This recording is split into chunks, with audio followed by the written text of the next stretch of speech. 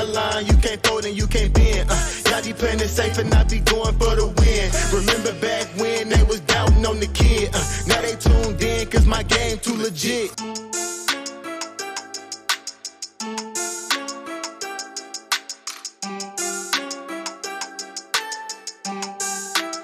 Yo, what is going on? Headliner Nation, Kyle back with the Fantasy Headliners. We've got another banging episode for you today because we are going to be talking about my next set of must-have running backs. What makes a must-have running back?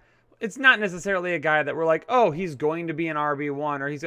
No, these are guys who are amazing values at their ADP that I am personally trying to get my hands on in every single draft possible because the upside is far greater than the risk at where you can take them. Before we talk about my must-have running backs, though, don't forget we have partnered up with our friends over at Fantrax. If you create an account over there right now, fantrax.com/headliners, you can create a free account, and we're doing a couple of special things with them right now. We've got our $1,000 Best Ball Challenge. You sign up for that, build your team. The winner's going to get $1,000 in cold hard cash, and we're also doing an exclusive ticket giveaway. If you open a new league or transfer your league over to Fantrax, you are going to be put into a contest where you can win 2 tickets to a game of your choice and $1,000 in sweet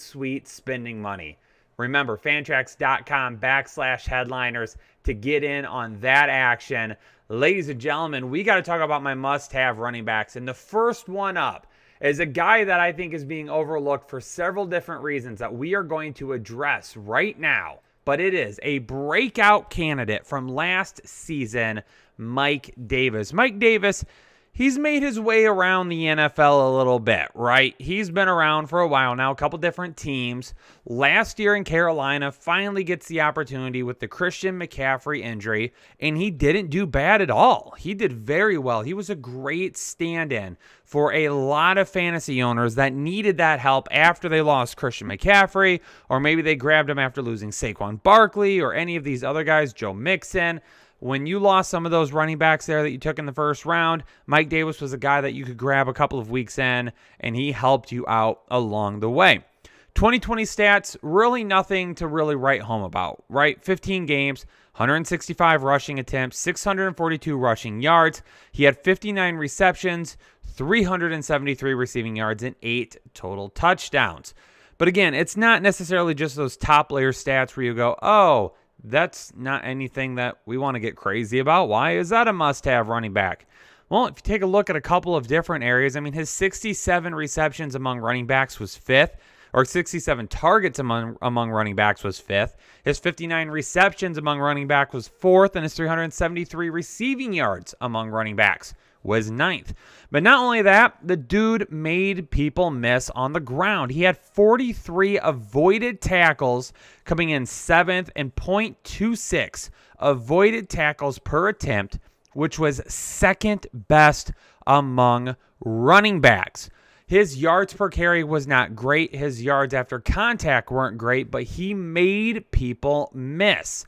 And you know me, I love running backs that can make guys miss, that can get you a few extra yards, and he was able to do just that. So there are a couple of statistics there under the radar to most people that you just kind of glance over or you don't know.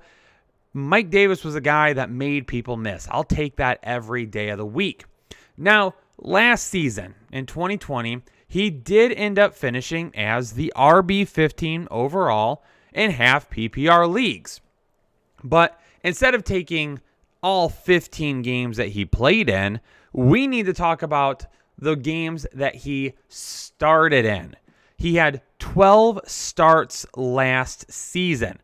Week 3, 4, and 5 averaged just around 20 fantasy points per game. Week 6, he goes to 10.5. And then week 7 and 8, he takes a step back to 6 and 8.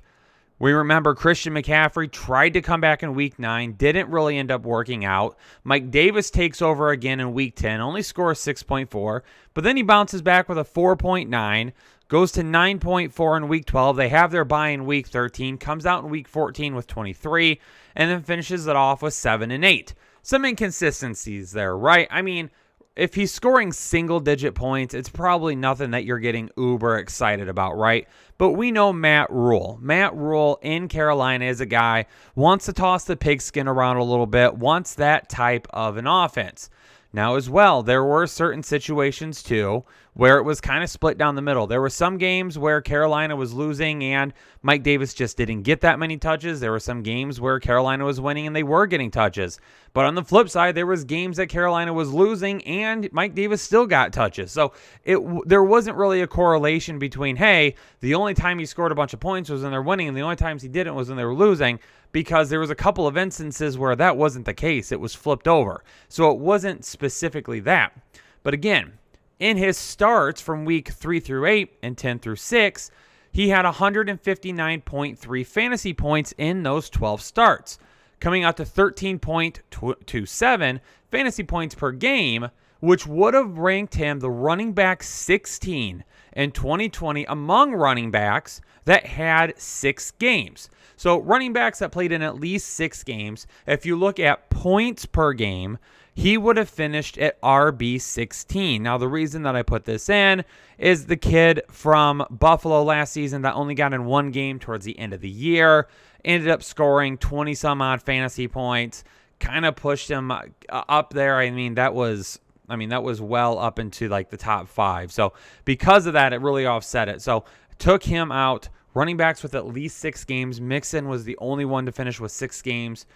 That right there would put him in that territory for a really nice RB2. And again, that's where we're drafting Mike Davis, right? Nobody is telling you to go out and take Mike Davis as your RB1. In fact, if you're doing that, it concerns me a little bit. Mike Davis is a guy that you can get in the 3rd round right now, which is a little on the early side. I'd love to give him the 4th round, but as we get closer to draft season, which we're probably a week or 2 away from drafts really hitting it hard, maybe about a week or so, because of that, Mike Davis might end up going up into probably that 3rd round or so. But again, we're not telling you to draft Mike Davis as your RB1, okay? He doesn't present enough upside as your RB1. But can he present enough safety, enough floor to be an RB2? Heck, maybe even an RB3. Yes, absolutely. Now, you're going to be saying to me, Kyle, Atlanta is bad, okay? Mike Davis isn't going to get that many touches. Well, we already saw what Mike Davis did last season, right? Atlanta in 2020 had 39.2 pass attempts per game. Put him 4th in the league. They had 25.6 rushing attempts per game. Put him 19th in the league. We probably have to assume we are going to be right around the same passing attempts and rushing attempts in 2020. The defense isn't that much better, and obviously they're playing in a tough division where they're going to have to throw a little bit. So, Atlanta, probably going to be pretty close to being balanced right there. Davis in 2020 had 163 total attempts in those starts, okay? Again, we're talking about the games in which he started. I am not holding him liable for the few games there where Christian McCaffrey played because it greatly skews the numbers. So let's talk about when he was the lead back. In his starts, he had 163 total attempts last season. That led to 13.58 attempts per game. So Mike Davis, on a point-per-game basis last season, was able to finish as the RB16, and Atlanta had 25.6 rushing attempts per game. So Davis, RB16 in his starts, 13.58 attempts in those games. That was more than 10 rushing attempts less than what Atlanta had last season.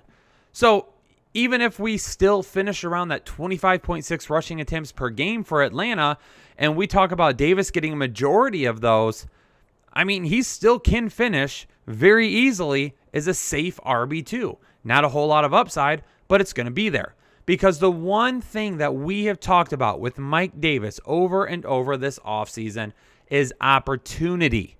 He is one of the few running backs in the league locked into a starting position without a ton of people behind him to steal that opportunity. In fact, there's quite a bit of vacated opportunity from the Atlanta Falcons last year. When you talk about the passing game, Julio Jones vacates 68 targets, Todd Gurley vacates 35 targets, and Brian Hill vacates 30 targets. That's 65 targets to the running backs right there that were used last season that are now up for grabs for Mike Davis. In terms of rushing attempts, Todd Gurley had 195 rushing attempts last season, and Brian Hill had 100 rushing attempts. So for Mike Davis coming into this Atlanta offense where there isn't a clear guy in the backfield that's just going to steal a bunch of touches for him, that is a total of 360 vacated opportunities from 2020 that can be given to Mike Davis. Is he going to get 360 opportunities? Heck no. But he can very easily get 250. Why couldn't he have about 200 rushing attempts? Todd Gurley had 195 rushing attempts last season on a team that is going to be just as bad this year. They've gotten rid of Julio Jones, so even if you say Kyle, they've got Kyle Pitts now. Julio Jones, let's just give those 68 targets right to Kyle Pitts, and let's split the Todd Gurley and Brian Hill targets down the middle, give those to Kyle Pitts. Let's put them kind of in that 90 to 100 range. That's still a good 15, 20, 25, possibly 30 targets that could still go to Mike Davis. So it is reasonable to expect Mike Davis to be right around 200 attempts and anywhere from probably about 30 to 50 targets. If he gets 250 total opportunities next season, and he plays a lot like he did last year, there is absolutely no reason that Mike Davis cannot be one of the safest guys that you can draft at his ADP. Now, I know that there's a big argument in the fantasy community right now. You don't win championships by drafting safety. Okay, listen. No. That's not entirely true. Okay? You have to have a good balance. You don't draft all upside or all safety in your draft. Okay? You mix and match players to best fit your team. It is always good to have some nice upside on your team, but it is always good to have some nice safety on your team as well to kind of help balance that out.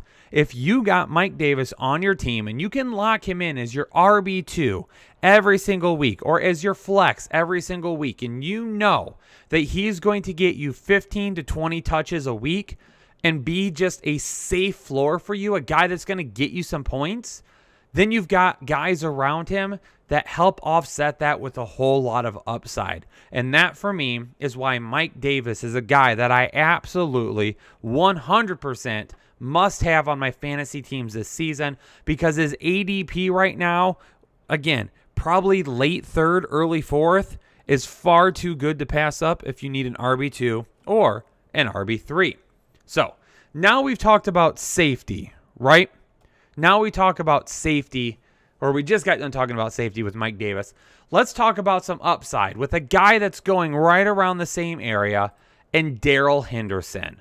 Now, some of you that have been watching shows all off season long, and let me just remind all of you, we don't go anywhere. From like right after the end of the season till like right around draft time, we do drop back to just a few videos a week, maybe 3 or so, maybe 4. But we've been doing 7 videos a week since, I believe, April at this point. We don't leave you hanging for very long, Headliner Nation. And if you were on the channel watching all the content just a few weeks back, you would know that I did a video on Cam Akers about him being a bust or a breakout. And since then, Cam Akers has gone down with an Achilles injury, and he's not going to be playing this season. But the Rams have said at this point they are committed to Daryl Henderson as their RB1. In fact, so much so that they don't even want to give him any touches during the during the preseason, because they don't want him to go down with an injury. And they haven't gone out and gotten anybody to vulture a bunch of touches from him. They believe in Daryl Henderson. And for those of you that said, well, Cam Akers has the better draft capital, Daryl Henderson was only drafted about 15 spots after Cam Akers. Obviously, they weren't drafted in the same season. Cam Akers was only drafted about 15 spots earlier the following year than what Daryl Henderson was in his draft year. So listen, Daryl Henderson is a guy that at one point in time was drafted to potentially be a game changer in the backfield. Last season, 15 games, 138 attempts, 624 yards, had 159 receiving touchdowns on his 16 receptions, and 6 total touchdowns. Cam Akers was a guy, even though he was going to be splitting some touches with Daryl Henderson, Cam Akers was a guy that was being looked at by many as a late first, early second round pick. But Daryl Henderson, now that he has no competition for touches, is being looked at as like a late third round pick. And it makes absolutely no sense to me, because when you put the two side by side, Daryl Henderson competes or beats Cam Akers in almost every advanced stat that we can absolutely find. This is going to be a review for some of you because, again, I did a video very similar to this a few months ago, but I want to reinforce it for all of you now that Daryl Henderson is there with no Cam Akers. Now, a lot of people say, well, Daryl Henderson, was supposed to step up. Daryl Henderson played well at the beginning of the season when Cam Akers hurt. But listen, most of you forget that towards the end of the season when Cam Akers really took off, Daryl Henderson was hurt. So if you want to use the excuse that Cam Akers didn't outperform Daryl Henderson because he was hurt, you can't make the excuse that Daryl Henderson didn't outperform Cam Akers because he was hurt at that point. Last season, Akers barely outtouched him, 145 to 138 on the ground. In fact, even though he had a few more rushing attempts, he only had one more rushing yard, 625 to 624, and the yards per attempt goes to Daryl Henderson, 4.52 for Henderson to 4.31 for Akers. What about some of those advanced stats that we're talking about? Well, Henderson's going toe-to-toe here as well. Yards after contact. Cam Akers is a little bit more of a guy that's going to knock you down, 410 to 373. And his yards after contact per attempt turns out to be 2.84 to 2.70. But avoided tackles. Henderson is the guy that won't necessarily knock you on your butt and break your tackle every time, but he is a guy that will make you avoid or will make you miss. Even though he had less rushing attempts than Cam Akers, he had one more avoided tackle than Cam Akers. On big-time runs, Henderson also dueled right here with Akers the entire season. 20 runs of 10 or more yards compared to 12 for Cam Akers. Henderson had 6 runs of 15 or more yards compared to 5 for Akers, and he had 1 run of 40 or more yards. Akers edged him out barely by 2. What about in the red zone? Again, we talked about it with Cam Akers there just a second ago. He's going to be a guy that's going to bowl you over a little bit more. Daryl Henderson is a guy, though, that performed in the red zone last season. 32 touches in the red zone compared to 31 for Akers. And Daryl Henderson scored 4 times in the red zone, with all 4 of those coming with inside the 5. Cam Akers only scored 2 touchdowns in the red zone, with 1 coming from inside. So Daryl Henderson was actually a better running back last year when he got inside the red zone, and he was a guy that they could rely on within the 5. People give CEH a bunch of crap for last season for not being able to get the ball in the end zone from inside the 5. Cam Akers wasn't able to do it either. Target-wise in the passing game, 22 targets, 16 catches, and 159 receiving yards. All of those going to Daryl Henderson, while 14, 11, and 23 going to Cam Akers. So Daryl Henderson was also able to outperform, volume-wise, Cam Akers in the passing game. Now, Cam Akers, when these numbers show up, was a little bit better in terms of your advanced stats in the passing game. A little bit more yards per target, more yards per reception, but there was more yards after the catch per reception for Daryl Henderson. One of the reasons why that is because Daryl Henderson had a far lower ADOT, average depth of target, than what Cam Akers had. Daryl Henderson's ADOT put him behind the line of scrimmage. Cam Akers' ADOT was out past the 4-yard line. So his yards per target and his yards per reception, yeah, they looked a lot better because he was receiving the ball out past the line of scrimmage while Daryl Henderson was getting the ball behind the line of scrimmage. And that's where the yards after catch per reception go up, okay? Because he was making up those yards. But those yards per target, he was losing yards because he was catching it behind the line and then having to gain those yards afterwards. So Daryl Henderson, even though those numbers really look to favor Cam Akers there, Daryl Henderson was used in some different passing schemes than what Cam Akers was, and that's why those numbers do look to greatly favor Cam Akers.